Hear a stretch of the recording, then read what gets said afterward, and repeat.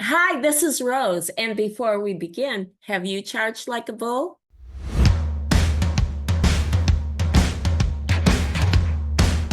Meet Rose Odette, tech trailblazer, EMR pioneer, and $100 million founder.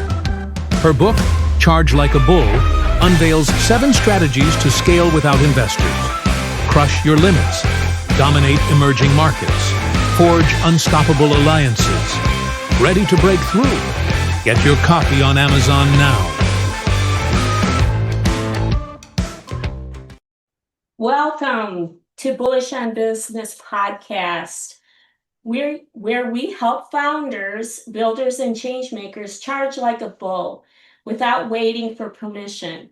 I'm Rose Odette, founder and author of Charge Like a Bull, and someone who knows what it means to scale from 0 to 100 million without outside investors.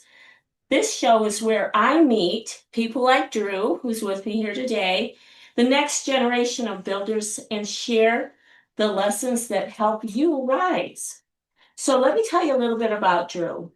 He's probably going to be a little embarrassed, but I'm joined here by Drew Denison. He's the founder of Inner Treasure Bookkeeping. It really is a trailblazer. And when I first met Drew, I really was intrigued by his approach to bookkeeping. And yeah, bookkeeping. That I did say bookkeeping. So he is a trailblazer. He's really doing the intersection of financial clarity and personal growth. What a unique combination. However, it's really important.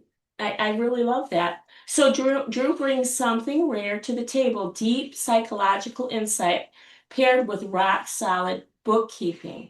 His approach helps clients not just organize their money, but uncover the inner treasure that's been holding back their potential. If you've ever felt stuck, I know I have, in business or just in life, Drew's perspective just might, be the key to unlocking your next breakthrough. So, welcome to the podcast, Drew. Thanks, Rose. You're welcome. Well, Happy to I'm be really here. excited to have you here today. Drew and I met at the Office of Possibilities in Traverse City, which we lovingly call OOPS. Yes, we are oopsers. We are OOPSers, and you're from Traverse City, right? Yeah, I grew up in Traverse, yeah. Very cool. Right. So with that, Drew, what really inspired you to start doing bookkeeping? Well, do you want the surface level or do you want the core nugget? Yeah, you want the golden little core nugget? All Yes. right. All right. Well, all right. Well, this process of self-discovery is like continual, So, um, in one way I found looking back is through kind of a method I've used with some clients and it's really kind of discovering your values, discovering kind of a vision in life and there's kind of a little way we do that, with clients, but for myself, I looked back and I thought, you know, what did I love to do as a kid? Like when I was a kid, when I was playing and when I was fully absorbed in whatever I was doing with my friends or, sibling or parents or whatever, it was like, what was it that I was doing? What did I really love to do? And I realized that, a lot of times what I became absorbed in, one of the things actually was, untying a knot, you know, and I love to, take out a big tangle of knots. I mean, I didn't do this on purpose. I didn't seek out like untangling knots, but if I needed to use something, some cords that were in a box or whatever, and I just found that I really enjoyed taking the time to methodically take something, untangle it, straighten it out, and then I felt like just kind of like satisfaction out of having something usable from that tangle of knots, something unusable that was stuck in a box somewhere. Um, so, looking back from the position I'm in now, I think that's kind of what led me here, in a way of that deep sense of satisfaction I got from untangling knots. And when I work with somebody's books, sometimes it's a little tangled up, sometimes their finances are a little, their bookkeeping is a little messy. Things weren't booked right. Their chart of accounts is untidy, and I, people cringe at doing that. And I found that I just like to straighten it out and I like to clean it up. Another way to look at it now is that, um, you know, there's uh, a I like to provide value to people, and I think this too. Like you know, you want to provide value. Was there like a point at your life that you just realized that I've got all I need and I want Oh, to provide value? so, well, for me, it's a lot more fun. I like to do things that light me up and that I enjoy. And when I am in a like all alone or working on a project in isolation, that's for me, there's just not a lot there. And so adding value is absolutely critical. And why do I just love giving people something that they enjoy or need. Mhm. I just love that. Yeah. And while we're on the topic of untying knots, what an amazing metaphor. The metaphor of a bundled up, tangled up bunch of string or rope, and then kind of creating that kind of a metaphor for bookkeeping. And believe me, I know that it's very difficult to keep your books straight, and a lot of people don't even know the difference in it from a debit and a credit, Mhm. because unless you went to accounting school or accounting class or bookkeeping class, you wouldn't know.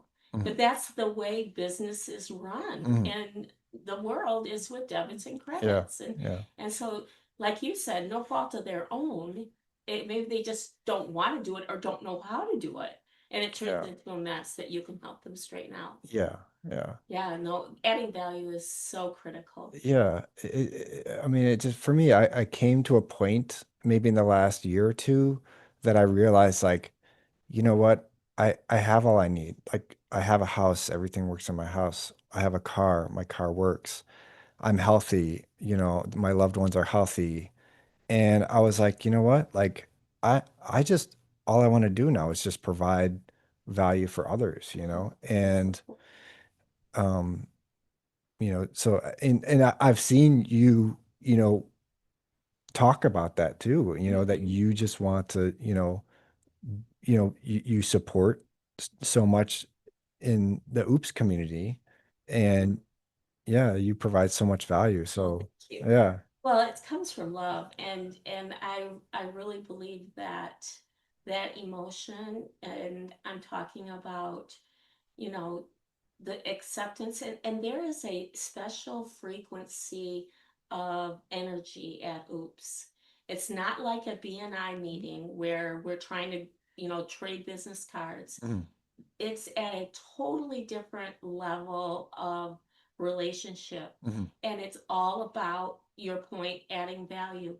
And not only that, sharing the excitement of something brand new and sharing the excitement of creation. Mhm. Everyone's there creating something new and different. Mhm. Like you, I've never met a bookkeeping, counting person thing that really that ever had anything to do with um anything but optics. Mhm. Yeah. It's always the optics. What do the numbers look like? Yeah. And that's what really drew me to Drew, Yeah. Oh, is thanks. that he has that special, who to thunk it. That's amazing. Thanks, Rose. That's really nice. So, inner treasure Mm. bookkeeping, how'd you come up with that name? Well, you know, It's a good name. I I like it. uh there's kind of again a surface explanation, and then there's kind of like what I've come to realize, after, uh some experience. And you know, what I've come to realize, I'll give you the experience side first, that what I've realized is that, I've just been drawn to, as I go through life, um the not sure how to put it, like the way we draw from inner resources, the power of drawing from inner resources. Somebody mentioned in Founders First Friday last month about uh D- Viktor Frankl's book, A Man's Search for Meaning. And the suffering those people had to go through, and how where like how they found meaning, or inner resources to get through that suffering. And it's I mean, immense suffering, and you know so I you know that has been I've always been drawn to that. And as I get older, I'm drawn to that. And that's kind of like the experience side of things, that it never really has been to me as much about material resources. Those are important, yes, but to be able to draw on something deep in you, to get through something hard, or Theme of that book, wasn't it? yeah. It's Man's Search for Meaning, and Viktor Frankl, who was a psychiatrist before he was captured by the Nazis and placed in a concentration camp. And if you haven't read it, it's a very short read, but it is profound, and it will most likely impact you, because most people who read that book get impacted. What his point was, he observed, I think, people that were who had a failure to thrive, and basically died within the first month or two. But there were a few people that were able to endure and make it through, and it was about the meaning. And is that where you get Well, inner no, treasure? the inner treasure part, is something much more surface than that. Um, and you know, you know, but inner resources is much more interesting. The inner treasure part is, I've it actually comes from the quote. It's the quote about the cave. The cave you feared to enter is the cave that holds the treasure. And and I got that from Logan Call. He Okay. in the men's work. And so that really inspired me. He's been a pretty nice inspiration, for that work as well, and in that community. So, um, but that's the on the top of on the surface where I got that. So yeah. So bookkeeping, and then when in your career did you decide that you would include coaching or the inner work? Well, What was that? Like, was there a moment you realized it was your calling too? Or was that early days or well, later? I'll throw you a curveball, because I didn't really, I've never really considered it coaching, um, but I consider it like advising. I have this uh practice that I'm starting of financial counseling, and I'm developing that, and but there's a lot of advising that goes on, in my work, I mean, really a lot of it is, bookkeeping advising or financial advising, as far as, small business financial advising with, if the boring stuff, write the P&L, or create the P&L and add the notes and advise on that, and or the financial statements.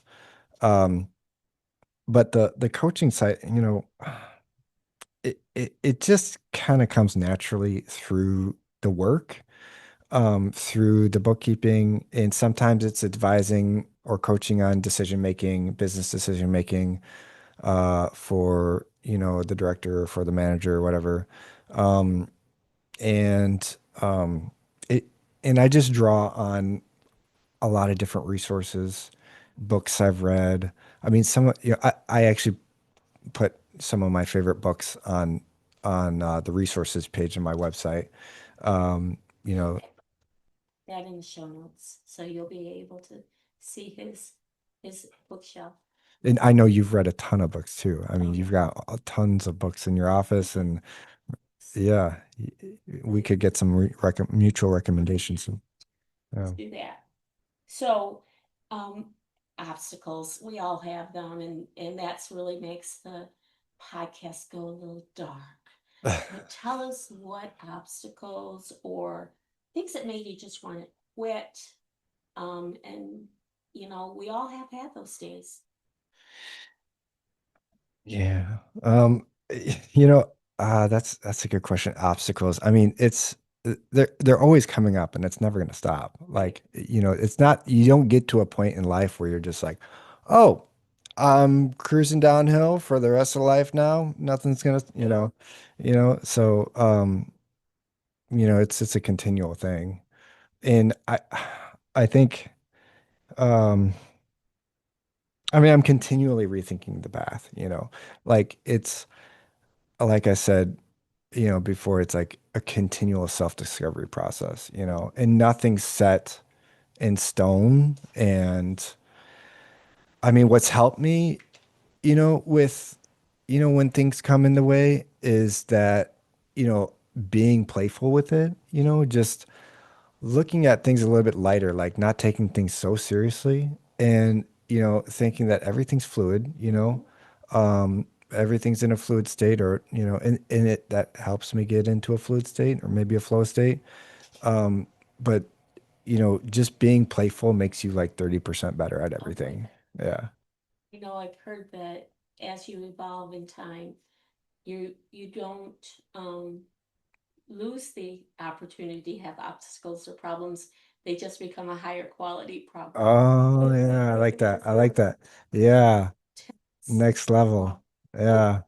they don't ever really go away. Yeah, that's true. So what one belief, let's talk about what belief would you say you have now that you didn't really have a belief it when you first started being in your career? Um,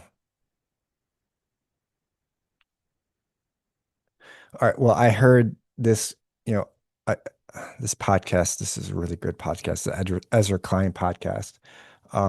It's like a NY Times podcast or something. So, um, he he said on the podcast a few weeks ago something about, we used to live in an economy where the only way to make money was to be of benefit, to make somebody else's life better, to be of benefit to somebody else. And it doesn't seem, he goes on to say, it doesn't seem like that's, how we work anymore. And, along with, the mindset of providing value, just knowing that you have enough in life, you have your basic needs met, and you're healthy and your loved ones are healthy, just to provide, value, and make somebody, I mean, make somebody else's life better, make somebody else more money, or, put somebody else above yourself, and, you know, I didn't I didn't always understand that, especially in my youth, nobody does. Like in youth. Yeah. Yeah, I mean, in youth you're just trying to get status and respect, um people don't know how to deal with that, um, usually, but Well, you kind of make me think about, really just the first strategy in my book, charge like a bull is creating a breakthrough value proposition. And so it sounds like you have a breakthrough value proposition with Inner Treasure Bookkeeping, because what I would say your breakthrough value prop in your business is really blending a very crucial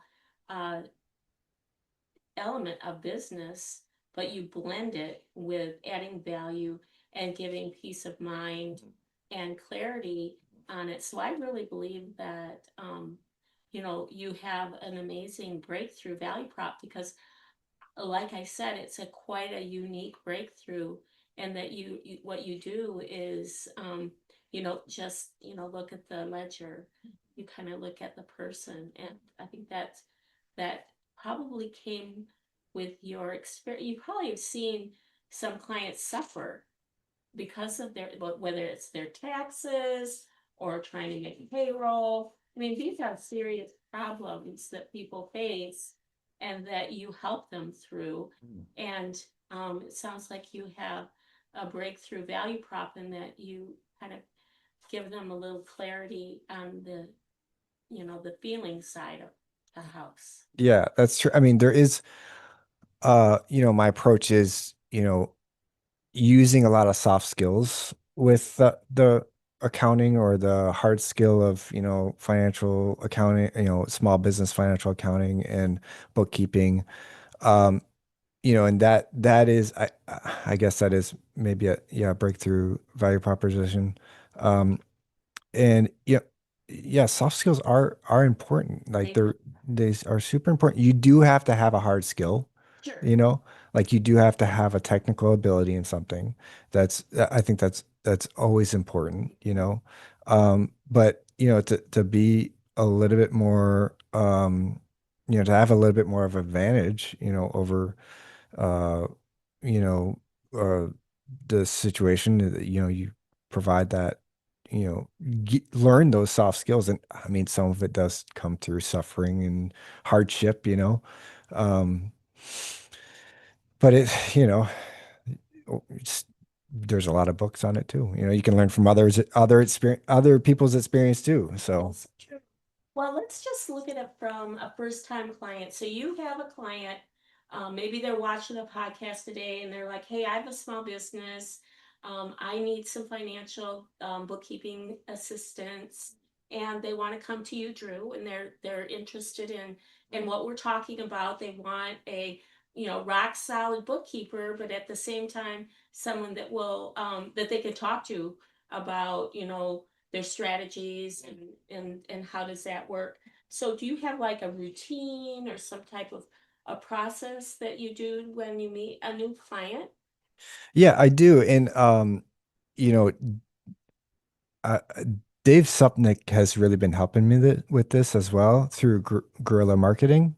Yeah, he's amazing. Yeah, yeah. So hey Dave.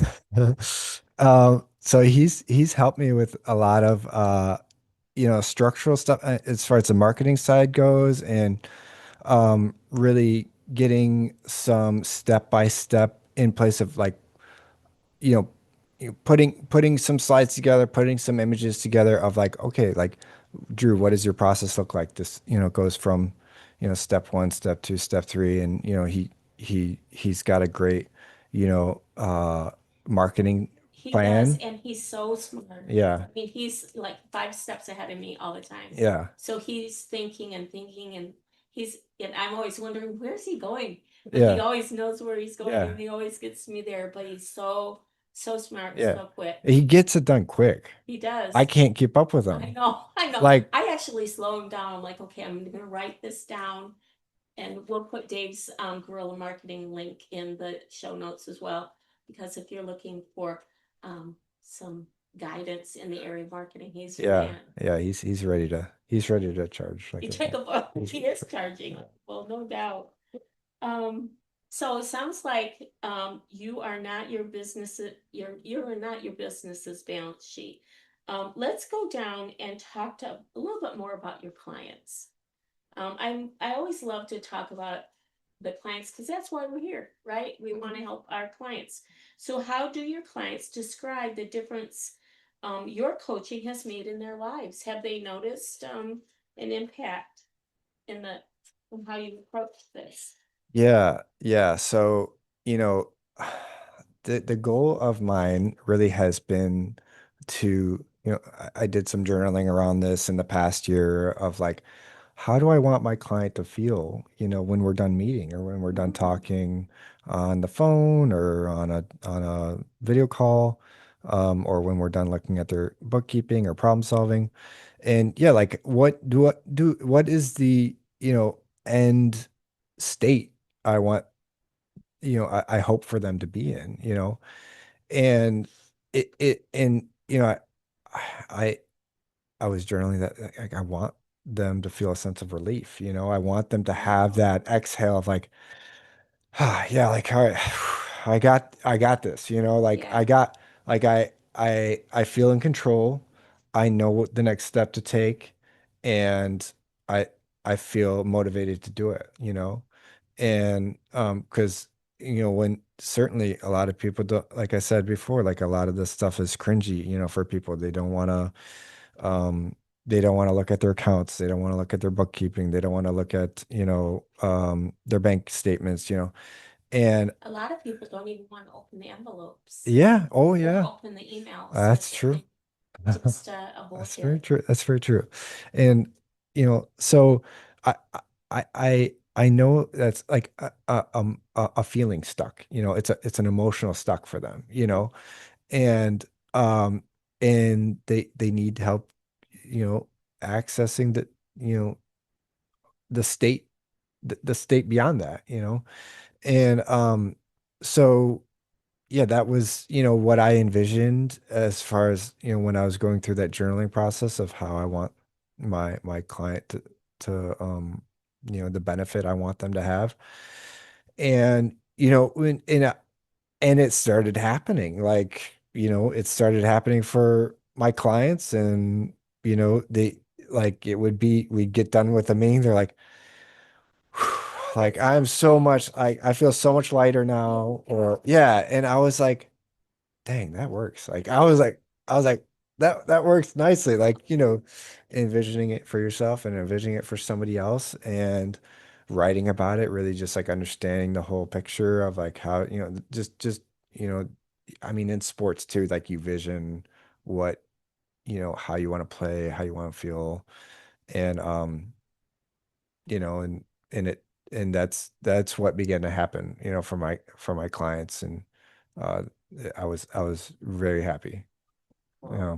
so how frequently do you meet with your clients? Yeah, I mean, it's sometimes once a month, sometimes a couple times a month, sometimes as needed. Like sometimes I'm doing stuff in the background of QuickBooks and, doing the reports and providing them notes and financial statements and any projects, writing budgets, projections, or, um,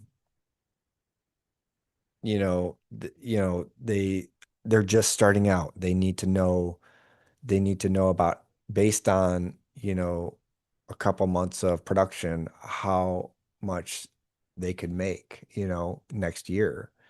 And so we run through,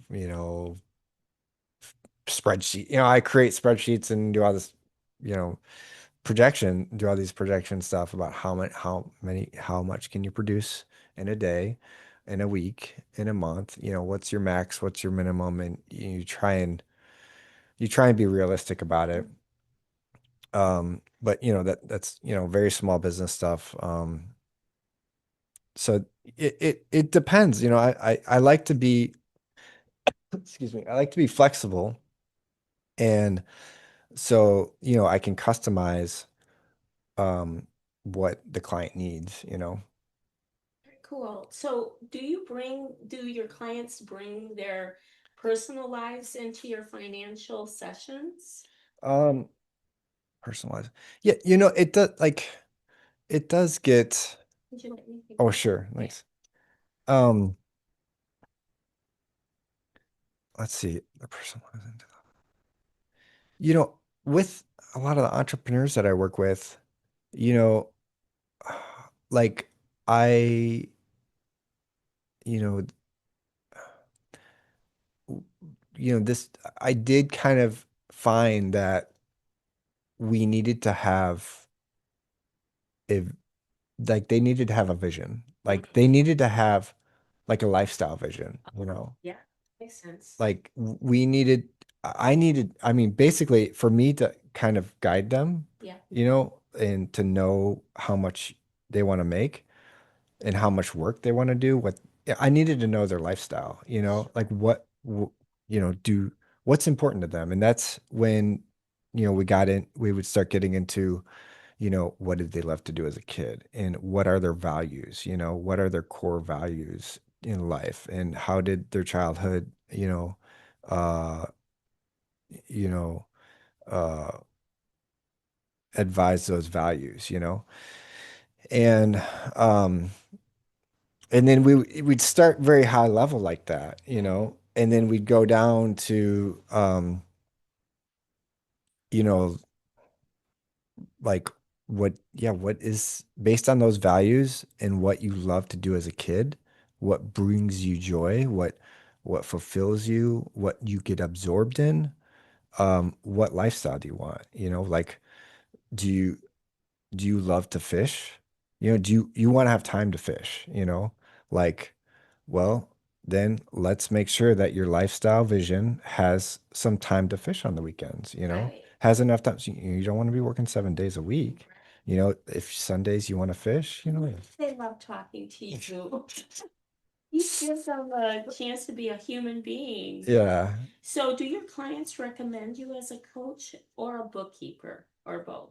Uh, it's it it's usually starts off bookkeeping, Yeah. and there's a lot of people out there that want kind of the financial counseling and you know they haven't got to the point where they make the appointment. Like they just can't quite get to it.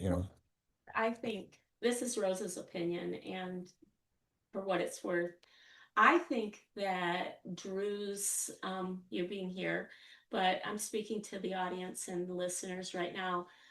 If and I'm thinking I might do this, but if I were brand new starting my business, I would have Drew come in and just facilitate a strategic planning session where he really takes you through like what are your goals? What are you looking for in this business?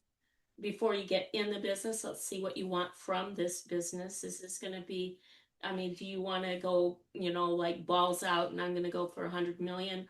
Or do I want this to be more of a lifestyle business? And you need to know those things up front when you're strategy. And sometimes nobody asks those questions. And so if you're early days and you need that kind of clarity, and to be honest, it's not something you can do well in a vacuum because you need those questions to kind of come at you and then give you the space to Mhm. come up with a good answer, Mhm. a true answer. And so that's just my 2 cents worth. I think what you're describing to me is a strategic planning session for an entrepreneur, and even an annual one.